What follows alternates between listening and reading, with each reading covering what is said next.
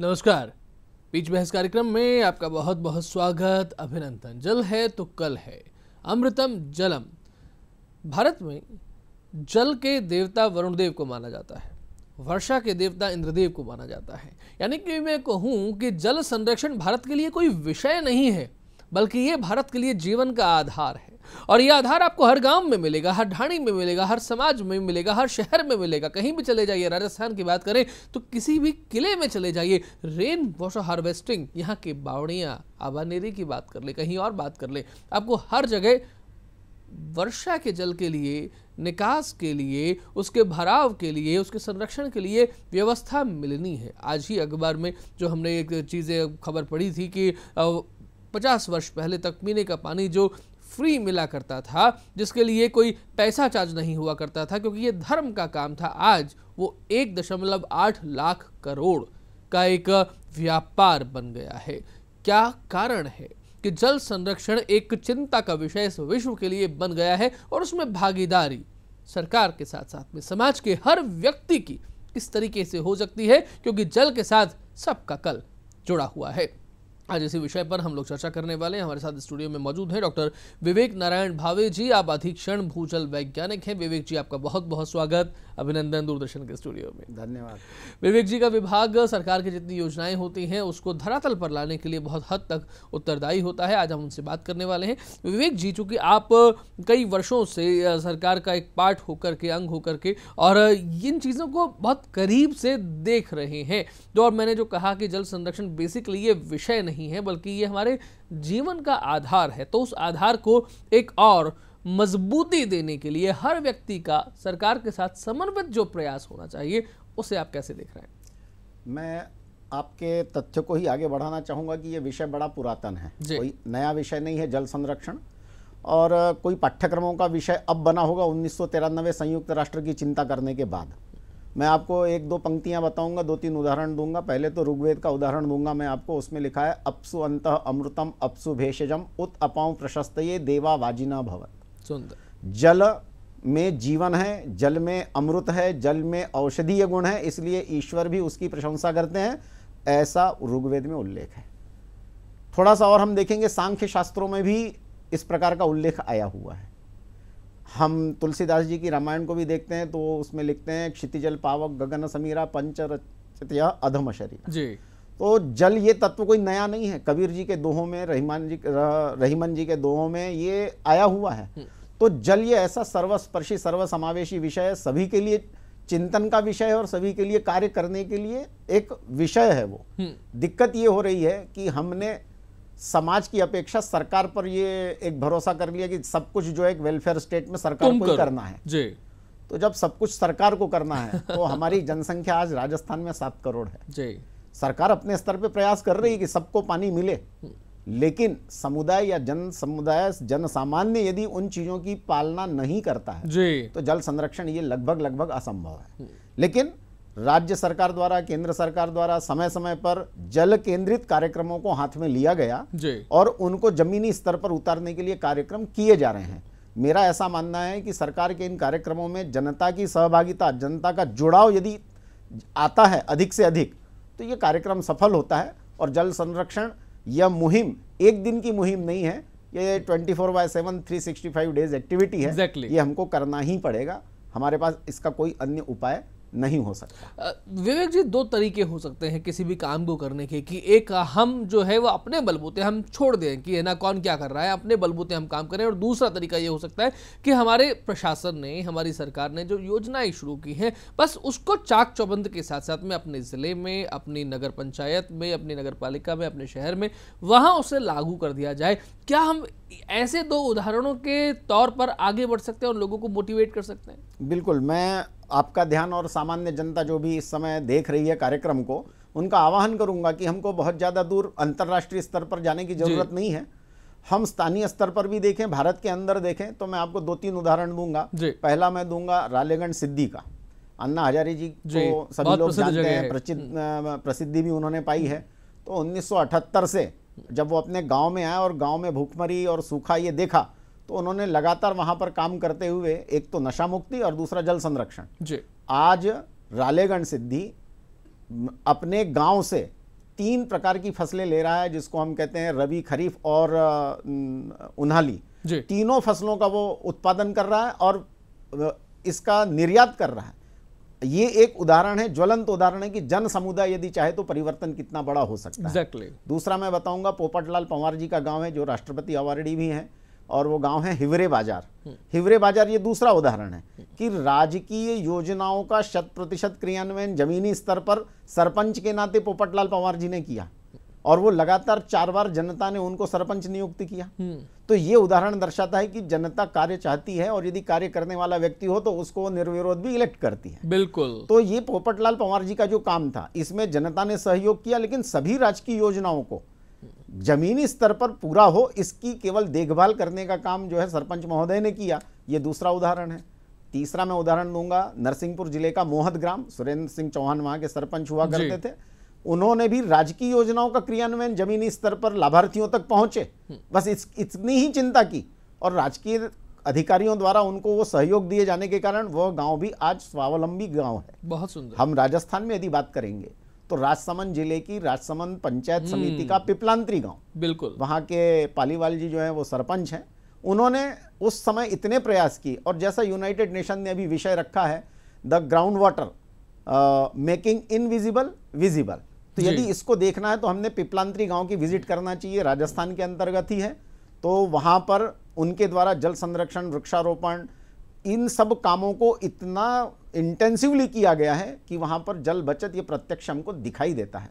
तो मैं यही कहूंगा कि सभी जनप्रतिनिधि, जन समुदाय यदि लगन से वो काम करता है तो लक्ष्य प्राप्ति असंभव नहीं है। एग्जैक्टली, बहुत सुंदर बात आपने कही कि सभी जनप्रतिनिधि भी और सभी लोग भी। साथ में हम इसमें थोड़ा सा ये और ऐड करना चाहेंगे, क्योंकि हमने कार्यक्रम की शुरुआत में कहा था कि व्यापार जो है वो जब चीज़ किसी से जुड़ जाती है तब शायद उसमें कई परेशानी आने लग जाती है। धर्म का काम हम पानी पिलाने का काम कहते थे। इवन हमारे यहाँ गाँवों में आज भी खेतों के लिए पानी पिलाने की बात बोलते हैं कि मैं खेत को पानी पिलाने जा रहा हूँ, तो खेत प्यासा है, उसे हम जीवंत मानते हैं, वो जीवंत भूमि है। तो प्याऊ जो है, तो हम बोतल बंद पानी सर, वो हमारे लिए बहुत सुंदर है, बहुत अच्छा है और बहुत साफ है। लेकिन अगर किसी वैवाहिक स्थल पर हमें किसी पात्र में, किसी हंडे में, किसी एक सामान्य रूप से रखा हुआ कोई मिट्टी का घड़ा होगा और वहाँ पर हम कह दिया जाएगा, तो एक जो हेय दृष्टि से देखना है कि बोतल बंद कोई भी पैकेट हो, किसी भी ब्रांड का हो, तो वो अच्छा है जब तक उसकी एक्सपायरी डेट नहीं हो गई है। और अगर वो पानी रखा हुआ है तो उसको किसका हाथ लगा, किसका नहीं लगा, कितना पुराना, ये 10 सवाल जब खड़े होते हैं तब क्या इस तरह की चीज़ें परेशानियों का सबब बनती हैं? बिल्कुल, आपने सही कहा। सामान्यतः जल ये संवेदनशीलता का विषय है, और आप देखिए कि हमारे यहाँ पर जो समाज को मार्गदर्शन करने का काम था या पालना करने का काम था, उसको जो है हमारी पूजा पद्धतियों से जोड़ दिया गया जी। वो इसलिए जोड़ा गया कि सामान्य व्यक्ति विज्ञान को कितना समझता है, नहीं समझता है, नियमों को समझता है, नहीं समझता है, लेकिन उसको पाप पुण्य का भय जरूर पता रहता है।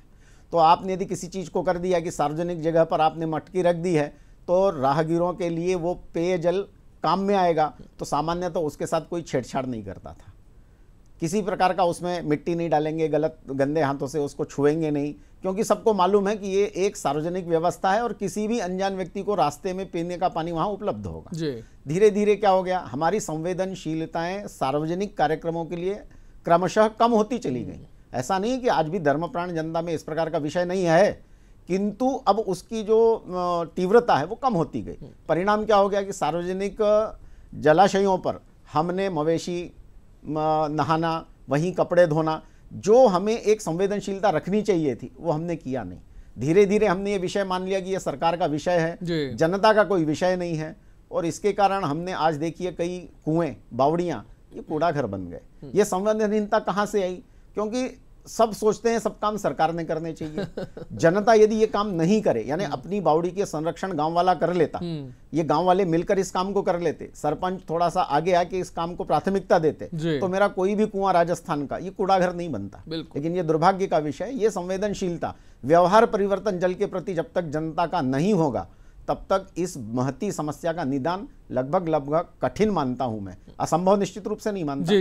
क्योंकि व्यवस्थाएं बनाई जा सकती हैं, वो बन भी रही हैं।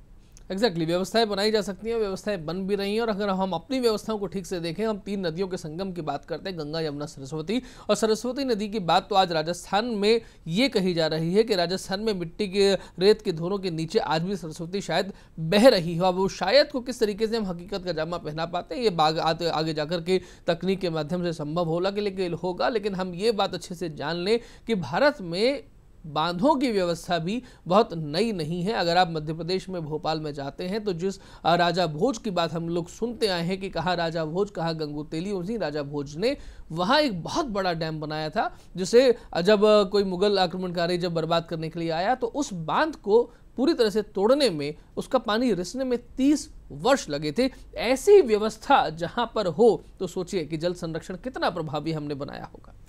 बिल्कुल आप सही कह रहे हैं। मैं जयपुर शहर का ही उदाहरण दूंगा। रामगढ़ झील यहाँ हुआ करती थी, 1981 में वहाँ नौकायन हुआ है। और आज वो स्थिति जो है कि उस झील में हम साइकिल से चल सकते हैं, एक छोर से दूसरे छोर पैदल जा सकते हैं।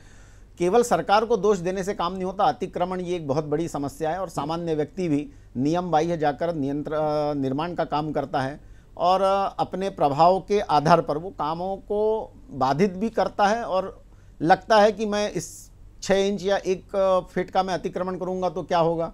लेकिन पानी के मार्ग में आने वाले अवरोधों के कारण रामगढ़ जलाशय ये पूरा आज तक भर नहीं पाया है। जी।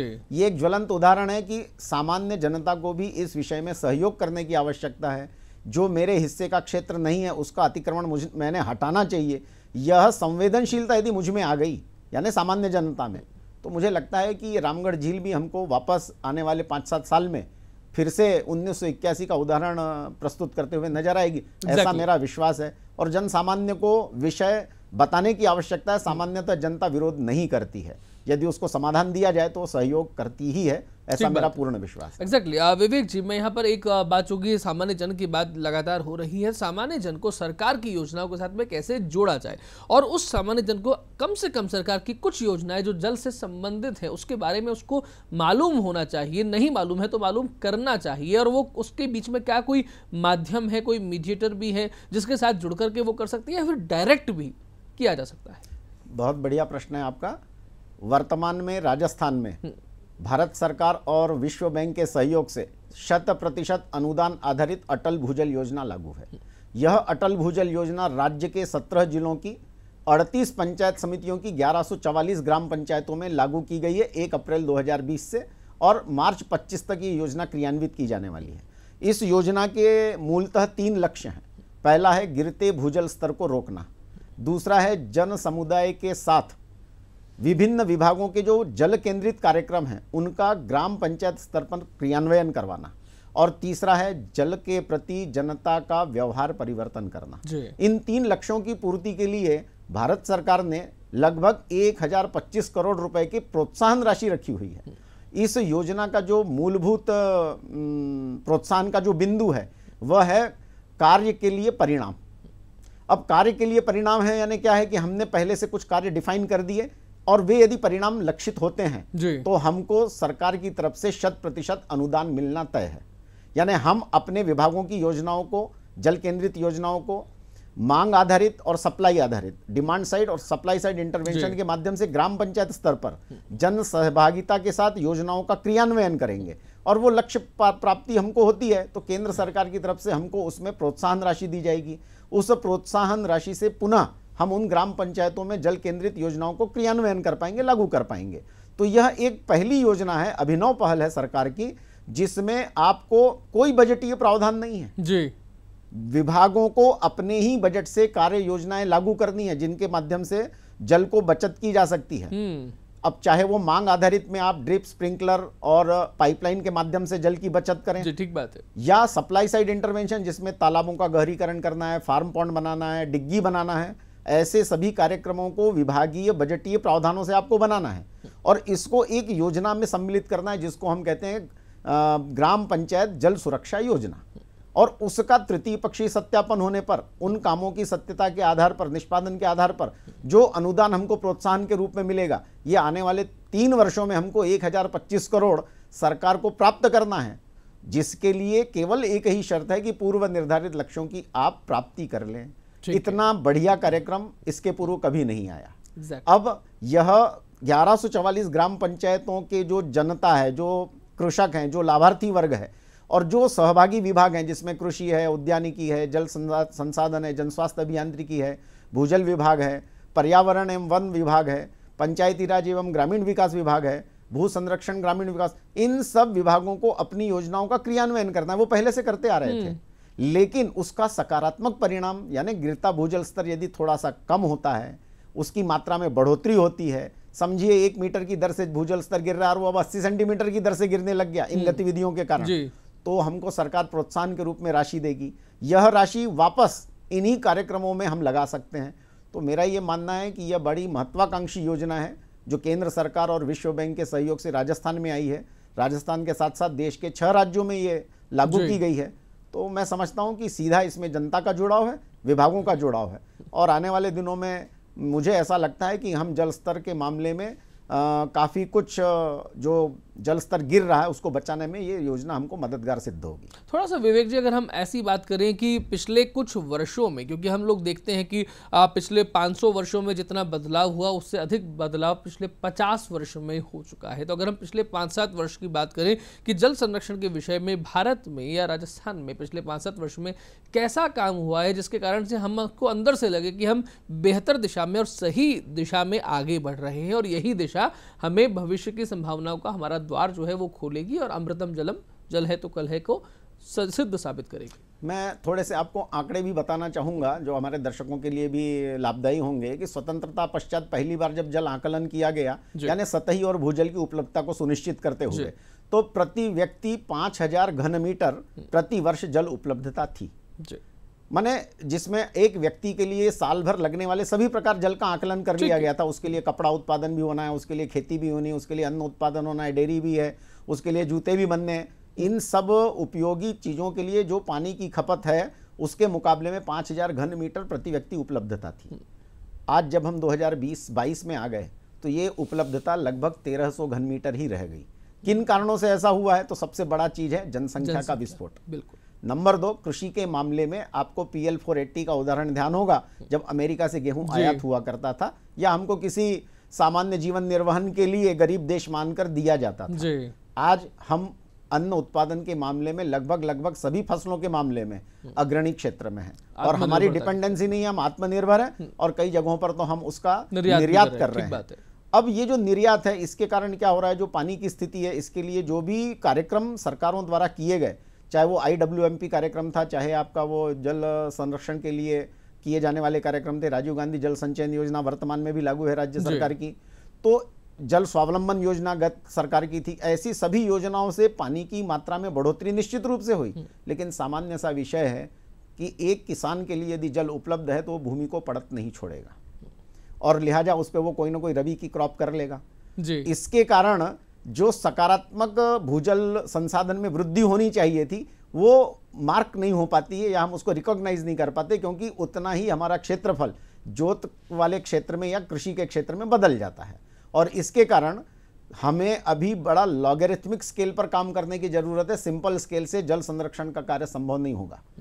जो और ऐसा नहीं कि परिवर्तन नहीं आ रहा है, जमीनी स्तर पे परिवर्तन आ रहा है और हम समझते हैं कि ये जो अटल भूजल योजना और राज्य सरकार की जो अन्य जल केंद्रित योजनाएं हैं इनके सकारात्मक परिणाम हमको निश्चित रूप से देखने को मिलेंगे, इसमें मुझे कोई संदेह नहीं है। एग्जैक्टली ये परिणाम हमें निश्चित रूप से देखने को लेकिन तभी मिलेंगे जब हम इनके साथ में अपना व्यक्तिगत जुड़ाव जो है वो ठीक तरीके से कर पाएंगे और वो जुड़ाव तभी होगा जब हम ये सोचेंगे कि ये मेरा काम है।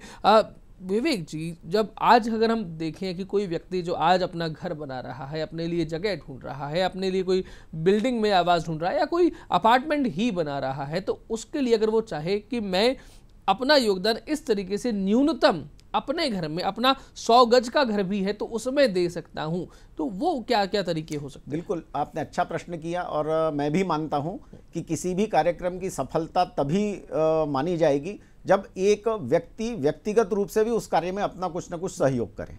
उदाहरण के तौर पे मैं आपको राजस्थान के ही जिलों का उदाहरण दूंगा, जैसे चूरू, नागौर, सीकर, झुंझुनू। ये बेल्ट ऐसा बेल्ट है, शेखावटी क्षेत्र इसको कहते हैं। कोई भी घर ऐसा नहीं होगा जहां पे अंडरग्राउंड टांका नहीं बनाया और छत का पानी ये नीचे उतारते नहीं हो। एक सामान्य जल संरक्षण का इनका विषय रहा है। कारण क्या है? क्योंकि यहाँ नीचे जो पानी है वो खारा पानी है। और मैंने देखा है कि कई जगहों पर अंडरग्राउंड टांके से वो 1 बाल्टी पानी रोज के भोजन के और पीने के काम के लिए उसको लेते हैं। बारिश हमारे यहाँ पे 32 दिन होती है औसतन, लेकिन हमको 365 दिन की व्यवस्था करनी है कि अगले वर्षा काल तक भी हमारे पास जल उपलब्ध रहे। ऐसी स्थिति में जिनके स्वयं के मकान हैं वो अपने घरों में टांका बनाकर पानी को रोक सकते हैं। जहाँ अपार्टमेंट सिस्टम है वहाँ अपार्टमेंट सिस्टम में छत के पानी को निकटतम बोरवेल में रिचार्ज किया जा सकता है, टांका कुई बना के भी किया जा सकता है। कृषि क्षेत्र में हर खेत में जहाँ खेत का आकार बड़ा है वो फार्म पॉन्ड बनाकर उस पानी को बचा सकता है। जिनके खेतों की जोत कम है वो सीसीटी, गली प्लग, ट्रेंचेस बनाकर पानी को रोक सकते हैं। पानी की जब आप गति को कम करेंगे तो पानी जमीन में रिसना शुरू होता है। इसलिए कृषि क्षेत्र जो हमारे जल का सबसे बड़ा उपभोक्ता है, यानी जो भी हमारा जल उपलब्ध है उसका 2/3 से अधिक पानी ये कृषि क्षेत्र में उपयोग में होता है। इसलिए हमको कृषि क्षेत्र में अधिकतम प्रयास करने की आवश्यकता है कि वहां पर हम जल संरक्षण की मांग आधारित और सप्लाई यानी डिमांड और सप्लाई साइड दोनों के लिए हम साथ साथ काम करें, क्योंकि जल पैदा नहीं किया जा सकता, ये हम सबको पता है। तो उपलब्ध जल का बेहतरीन प्रबंधन करना यही आज की आवश्यकता है। और हर व्यक्ति के लिए कोई न कोई योजना उपलब्ध है, बस केवल उसको निष्ठा के साथ और विश्वास के साथ लागू करना ये बहुत बड़ी चीज है। सरकार ने नियम बनाए हुए हैं, लेकिन उन नियमों की पालना अंततोगत्वा जनता को करनी है। और जल ऐसा एक विषय है कि यदि जल नहीं है तो जीवन नहीं होगा। इसलिए हमें संवेदनशील होकर इसमें काम करने की आवश्यकता है। विधाएं हमारे पास बहुत हैं, ठीक है, अपनी सुविधा के अनुसार और हमारे घर और परिवेश के अनुसार जो उपयुक्त है वो संरचना का निर्माण हर व्यक्ति ने करना चाहिए। यही मैं इतना निवेदन करना चाहूँगा। क्योंकि कार्यक्रम के अंतिम दौर में विवेक जी, मैं यहाँ पर एक छोटी सी बात यहाँ से जानना चाहूँगा कि बहुत सारी योजनाएं बनी हैं, बहुत सारी योजनाएं ज़मीन पर उतरी हैं, कुछ का ज़मीन पर उतरना बाकी है, कुछ का परिणाम आना है, कुछ का परिणाम आ चुका है। कहाँ हम कोई एक लैक पॉइंट देखते हैं या फिर कहाँ कोई ऐसा लगता है कि अभी इस तरीके का काम और शुरू हो जाए तो शायद कुछ बहुत बेहतर हो? आप अपने अनुभव के आधार पर अगर कुछ कहना चाहें। मैंने देखा है कि छोटे छोटे गाँवों में और जिसको हम कहें कि ग्रामीण क्षेत्र है जहाँ पर संभवतः अप्रोच बहुत कम रहती है जी, ऐसे गाँव में भी लोगों ने अपने अपने स्तर पर जल संरक्षण के अच्छे प्रयास किए।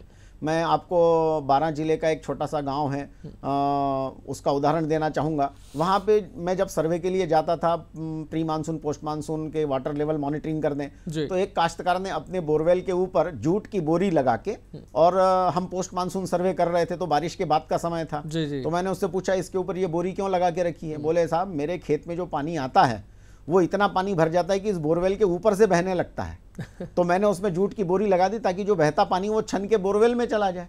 बहुत बढ़िया। तो मैं ये समझता हूं कि हम तो विभाग में बैठ के बोरवेल रिचार्ज स्कीम को कह रहे हैं कि लोगों ने इंप्लीमेंट करना चाहिए, और वहां पे प्रत्यक्ष काश्तकार ने अपने स्थानीय संसाधनों से, यानी उसने देखा कि पानी को जो उसमें डस्ट है या उसमें जो मिट्टी बह के आ रही है वो मैं किससे दूर कर सकता हूं, तो जूट की बोरी का उसने फिल्टर बना लिया और उसके माध्यम से पानी को बोरवेल में उतार दिया।